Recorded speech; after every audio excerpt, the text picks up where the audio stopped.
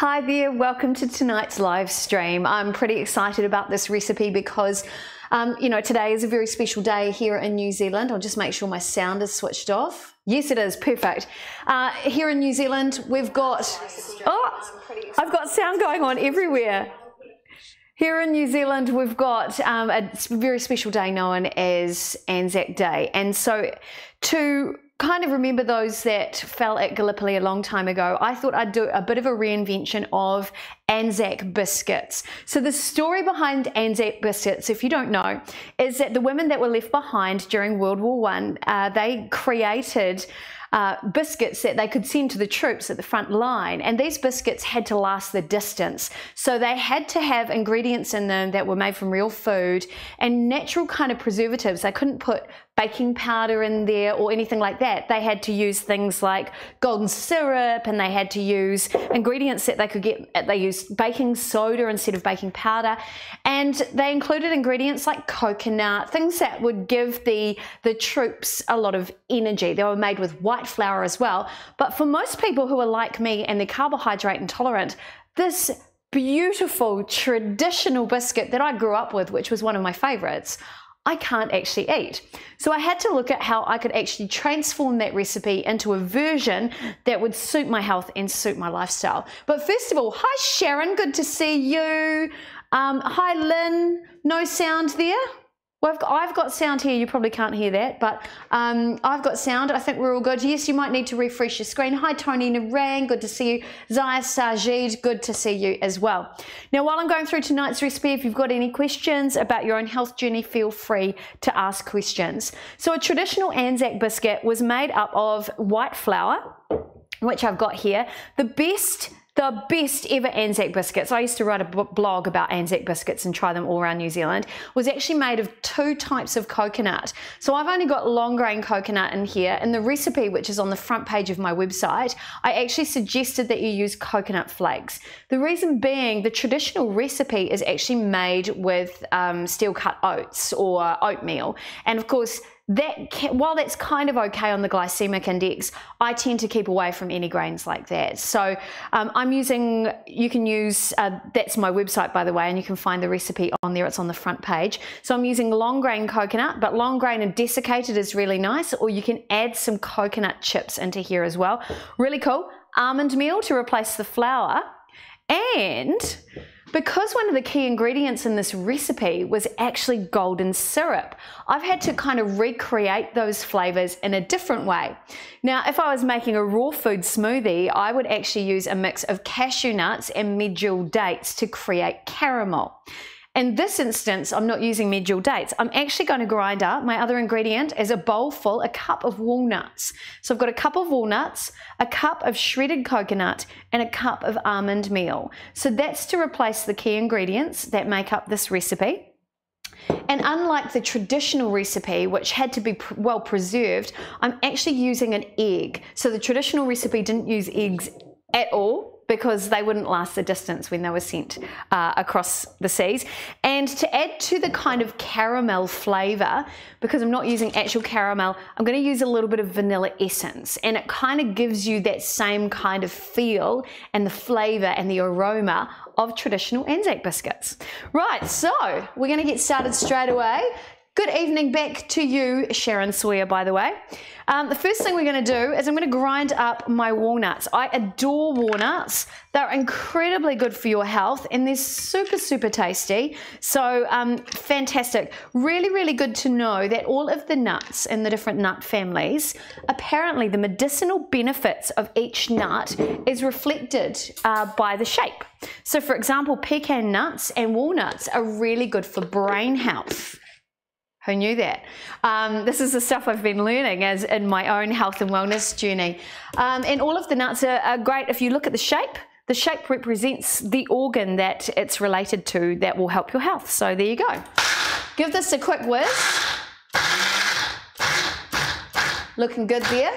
We're going to blend all of the dry ingredients together. So I've got my chopped nuts in here. I absolutely adore walnuts. They are probably my favorite. I think it's because where my family are from here in New Zealand, they're from a small town in the top of the South Island called Blenheim. And And even though I grew up across the ditch in Wellington, I would always go back to my second home in Blenheim. Shout out to anybody from Blenheim who's watching tonight. Usually my auntie Sandra actually from Blenheim. And they have the best walnuts ever down in Blenheim. Seriously, seriously good. Now, other dry ingredients I've got, sorry, not a dry ingredient, we've got the fat. So you've got to think with the recipe, what's going to bind this all together? Tonight we're going to bind this all together with an egg and some butter. So I'm going to just melt this down a little bit. And this recipe will become quite a little bit greasy, a little bit malleable, so that we can roll it into balls and press it onto a baking tray and bake it. Now, also in the mix, we're actually going to add into here baking soda. Got a teaspoon. We're going to put half a teaspoon of baking soda into my cup here, and I'm actually going to mix it just with the tiniest bit of hot water, because when you add boiling water to baking soda, of course, it starts to mix through like that. Excellent. Great. Our sweetness, so that's already starting to fizz. So that's the active ingredient that's used in the recipe tonight. That's what we like, so that's ready to go. My butter's nearly ready to go. We're basically going to add all the dry ingredients in there, and then whoopsie, mix my egg up as well, and then basically whiz it all through, mix it all together, roll it into balls, and then we'll be away laughing. It'll be in the oven before you know it. Now, in tonight's stream key, oh hi Tracy Henderson who's watching too.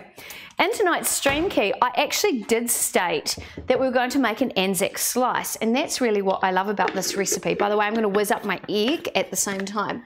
When I was recipe testing and developing this recipe,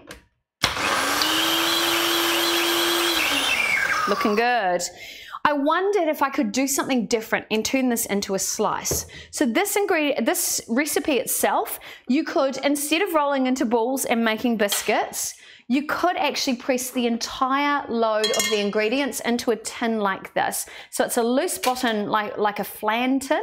You can put it in there, press it all down, and cook it for around 15 to 20 minutes in your oven. Or if you want to turn it more into a cakey type of slice, which is what I did here, before I actually put it into that stage, so all the ingredients were mixed in, and then what I did was I actually, to turn it into that slice, and you'll see it's quite spongy there too. I'll just move it up there, break it off. It's got the consistency of carrot cake, and I really loved it. And all I did was pushing into this container here, I actually added 3/4 cup of nut milk. So I used almond milk, and it made it more into a kind of a cakey style slice, which is what I really like. I like it a lot. Okay, we've got some butter here. I need to grab some forks and some spoons. How are you guys going anyway? Hi Raja, good to see you. Happy Anzac Day. How do you know about Anzac Day? You're over in India. Is it a tradition to make these cookies on this day? Absolutely. So back in the day, the women who stayed at home would make these cookies to send across to the troops to give them energy on the front line, and to also give them just a little piece of home. Now these were normally made, because you've just joined the stream, they were normally made with white flour and baking powder and oats and coconut. But of course I'm a low carber, so I can't eat those ingredients. So instead I'm using almond meal, ground up walnuts, which I'm just loading into here, and some desiccated coconut. Now in the website, in my website recipe, I've actually said coconut chips, which will kind of give you more of a texture like oatmeal, but couldn't find any at the supermarket, so I'm making do with what I've got, which is what they did in the war. So it is a pretty versatile recipe, whether you want to do it as, you know, a slice like this, the cookies that I'll show you at the very end, because I have made some earlier. So I'm going to start mixing that through right now, and it becomes quite a butter, like a butter cookie with a real coconutty and a delicious kind of texture in there. We're going to add into the mix about a teaspoon. Oh, hi Rachel, good to see you. Hi Socks, how are you doing? Beautiful. Going to add in there about a teaspoon of vanilla essence into the mix. So already that aroma is coming out, and that fusion of the walnuts, the ground up walnuts and the vanilla essence really gives me almost like a fake kind of caramel. I shouldn't say fake, like a pretend caramel flavor without having all the caramel in there. Now in the recipe I said 1 to 3 tablespoons of stevia, or you can use whatever sugar alternative you prefer. Some people prefer monk fruit, erythritol. I like Natvia, that's my favorite. Not paid to tell you guys that, by the way. I just really like the flavor. Some people might prefer to actually use the traditional sweetener, which was actually golden syrup. Just be mindful that if you do use golden syrup, you are increasing the carbs. So if you're going to have that with the golden syrup in it, you probably want to eat that after 5 p.m. where you just want to kind of chill, because those carbs are actually going to slow you down a little bit. So I said 1 to 3 tablespoons. I'm actually going to add, I worked out, 1/3 of a cup is actually the best for me. But do work out the flavor that works for you. This is your recipe now. So have a look and see what works for you. Hi Kingy, good to see you tonight as well. Thanks for the wave there, Rachel. Good to see you. So I'm mixing into the mix there. I have whizzed up an egg. So we've got egg in there, we've got our sweetener in there, we've got vanilla essence, we've got all these delicious traditional ingredients. I'll tell you what, this is loaded with fiber. So if you're having a bit of trouble going to the bathroom, I'm not going to go into the details, this will help move things right along, because there's a heap of fiber in here. There's also loads of good fats in there from all the nuts. So you've got all that delicious almond meal, and you've got a heap of walnuts in there too. So that's already a beautiful biscuit base right there. However, we're going to add the active ingredient. I'll give it one more stir, which is 1/2 teaspoon of baking soda right there, and I've mixed that with a little bit of boiling water just to activate it. Right, mix that all through, and our Anzac biscuits, low carb, are ready to go. So I mean, that's not hard, right? That's so easy. So you want to preset your oven to 200 degrees fan bake, which is what I put everything on all of the time. I just really like it. I actually learned that from MasterChef Ray McVinney. He always has his oven pretty darn hot, or around 200 degrees, and fan bake's always on. In my oven, I don't have a choice, so fan bake is always on there.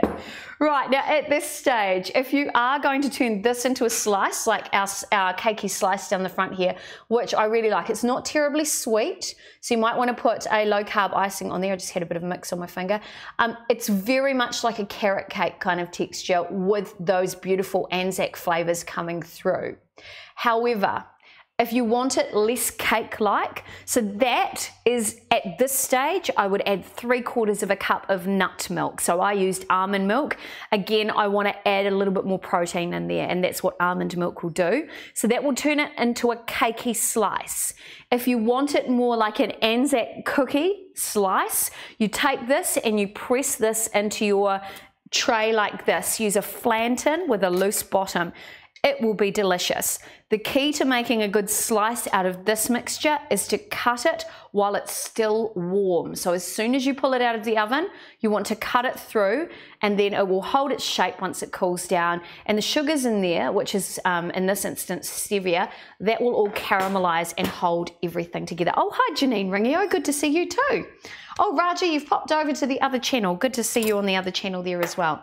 Right, in this instance, I'm going to turn this into my Anzac cookies, because I love Anzac cookies.